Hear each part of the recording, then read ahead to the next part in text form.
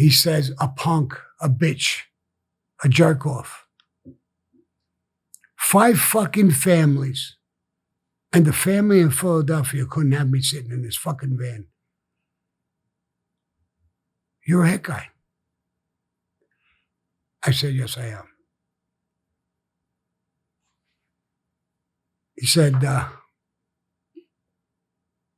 you're fucking up a little bit. Okay, how am I fucking up? He said, we're on the road. The windows in the back of the van are open. These truck drivers who pass by, they have the CBs and whatever. They'll see in here. They'll see me tied up. They'll see you. They'll see these other guys. They'll call the police. You'll get caught. I looked at the back of the van, out the window. I said, he's right. Get a rag or something. Get some rags. Cover those windows. But I thought to myself, why the fuck would he help me doing a hit? On himself? On himself. Yeah. But he did. While we were going, he said, Sammy, I have a condition. I got pills in my pocket. Take one of them out. Put one under my tongue. Every 5 minutes. I have a heart condition. What's it? What kind of pills are they? Nitroglycerin.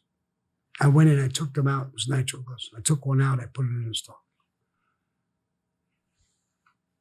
Again, I asked myself, he's worried about dying of a heart attack. Yeah. He knows he's going to die. He could go out like this right now. Yeah. Exactly. So anyway, and we're talking like we're buddies from years ago. And we were on the highway going back to New York, Staten Island. We were going to go bring him back. You was riding up 95 with the dude in the back of the van? Yeah.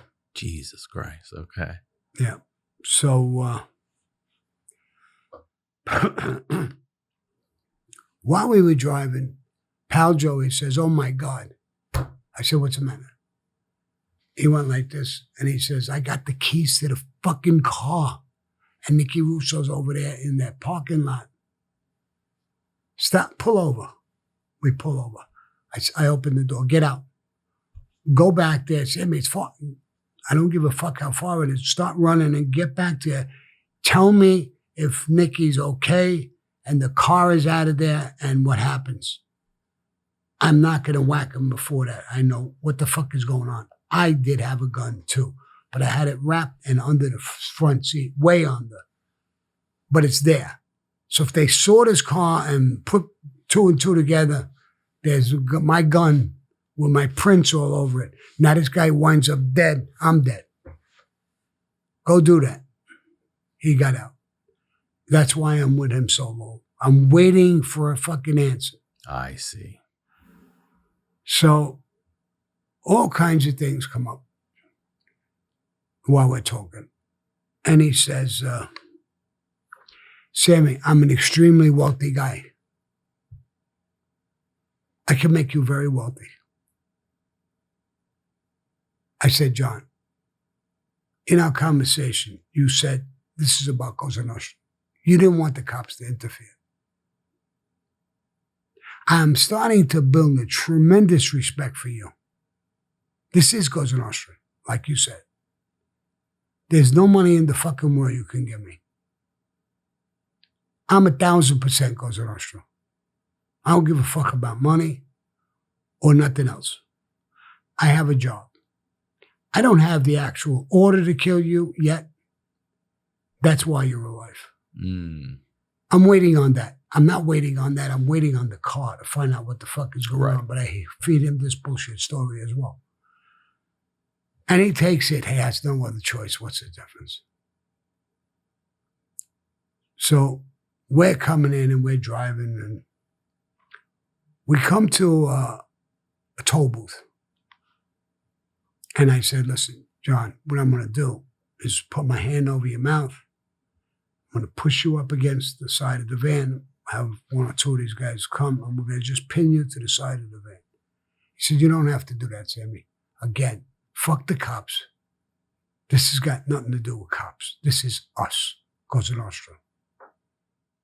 That's blowing me away. Is that fucking with you a little bit at the time too? No, Like this no, guy's no. OG to the Yeah. core. Oh, to the core.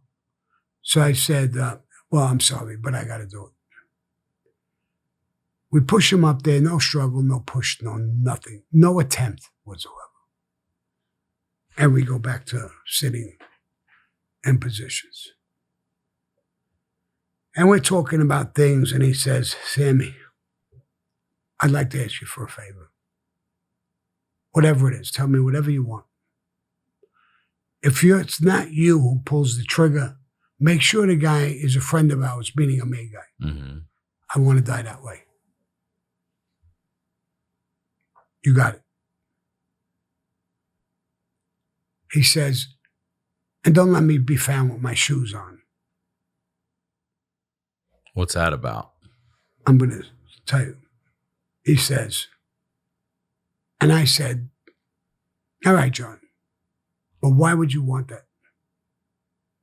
He said, Sammy, my wife knows that who I am. My name is in the paper. She knows about the war. She reads and she knows.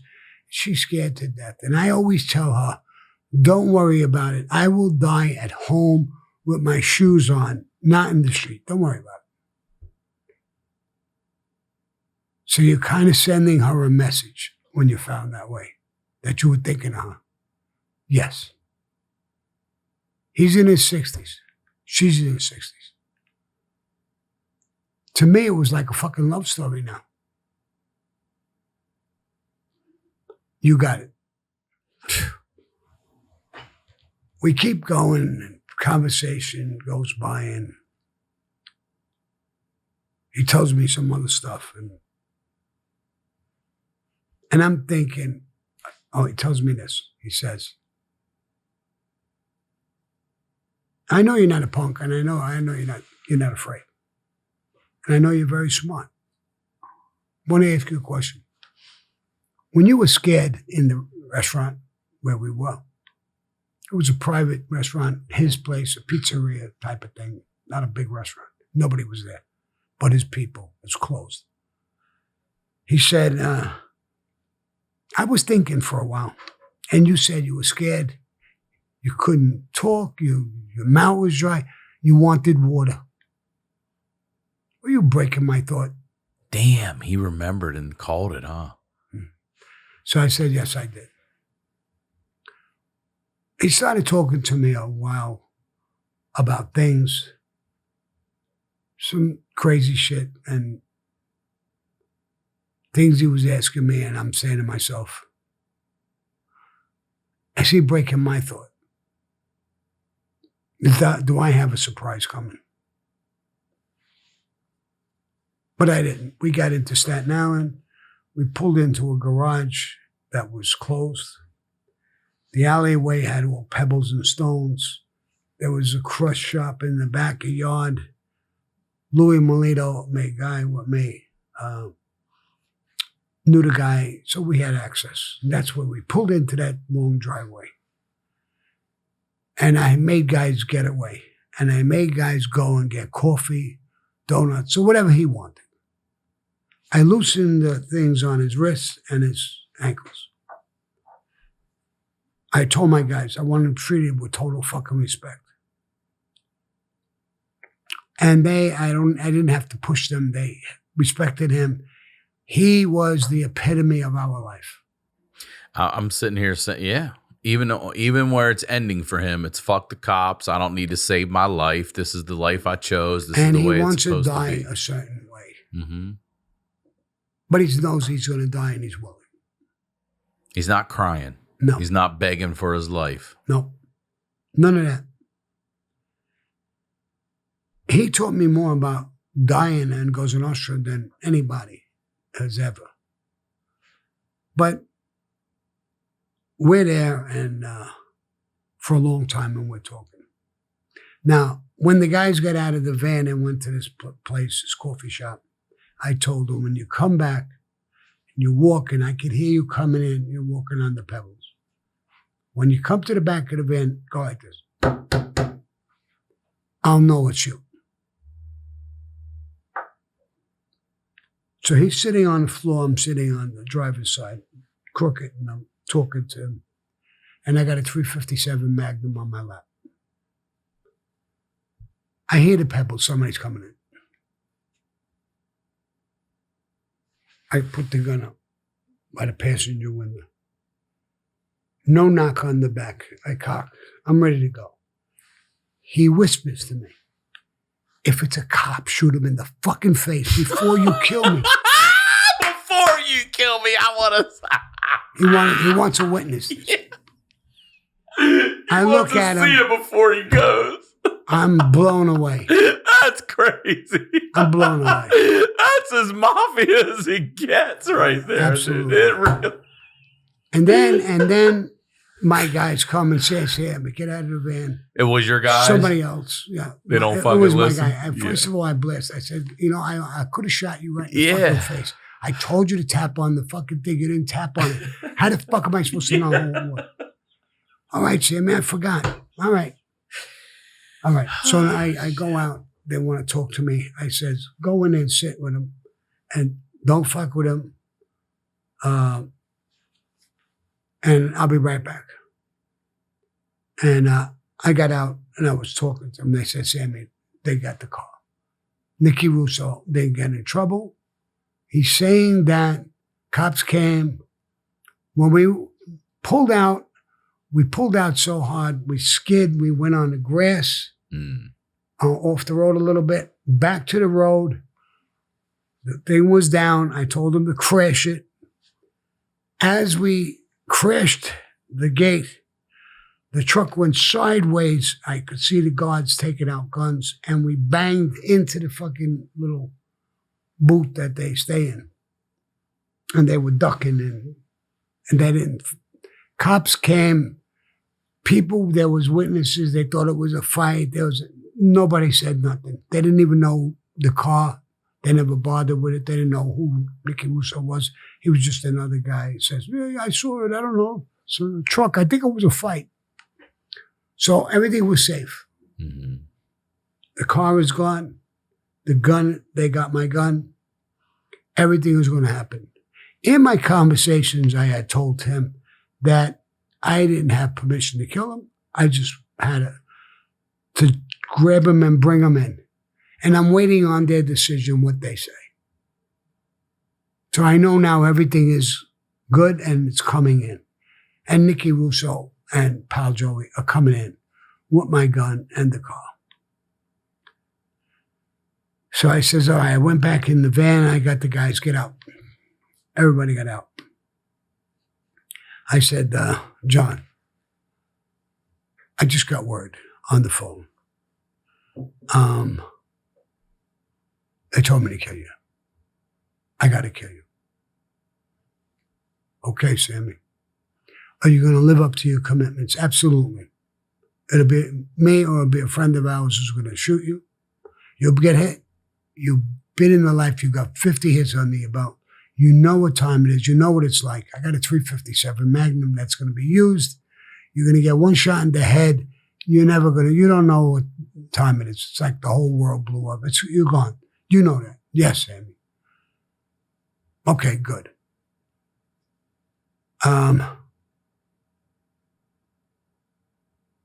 We're ready to go. I get the guys back in the car, Nicky and Joey, everybody. And I'm going to go to the dump. It's not far from this city dump. It's a dirt road in there, all weeds, this high, all over the place. So we pull in and we stop in the dump. It's closed. And we're getting out. And I hear him, Sammy, Sammy. I turn around. Pal Joey's got him by his leg and he's trying to drag him out.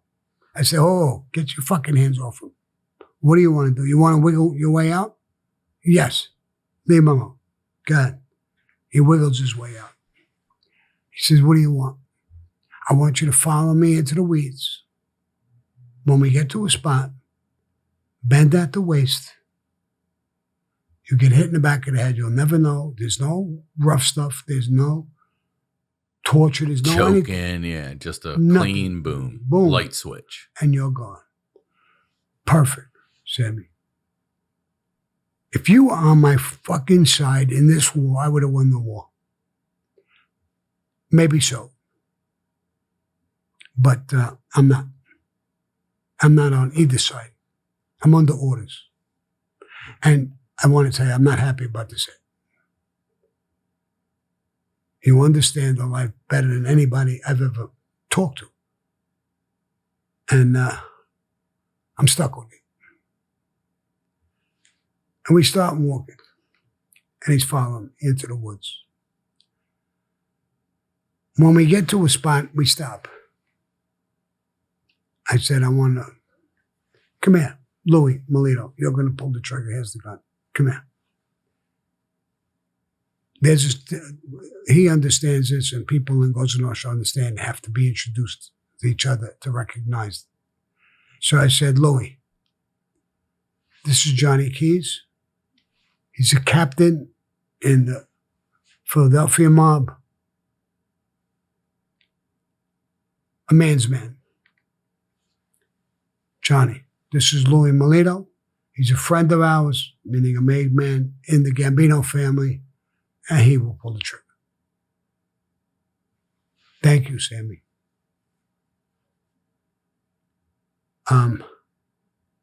Bend at the waist, and it'll be quick. Okay.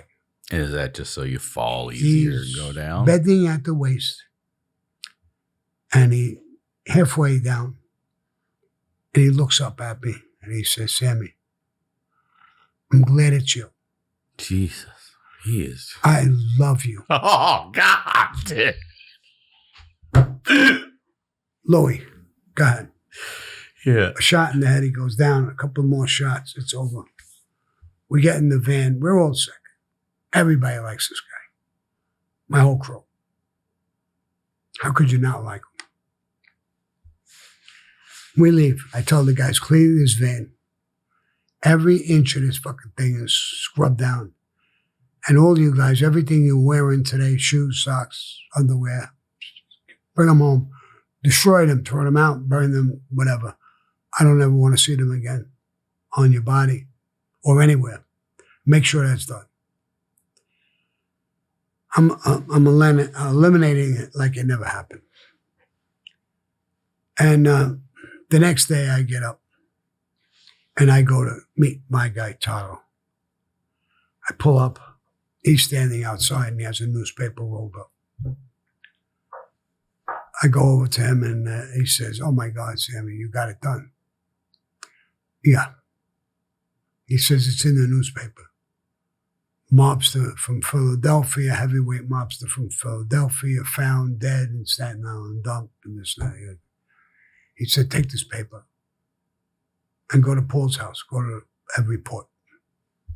Are you going to come? No, I don't have to come. You go.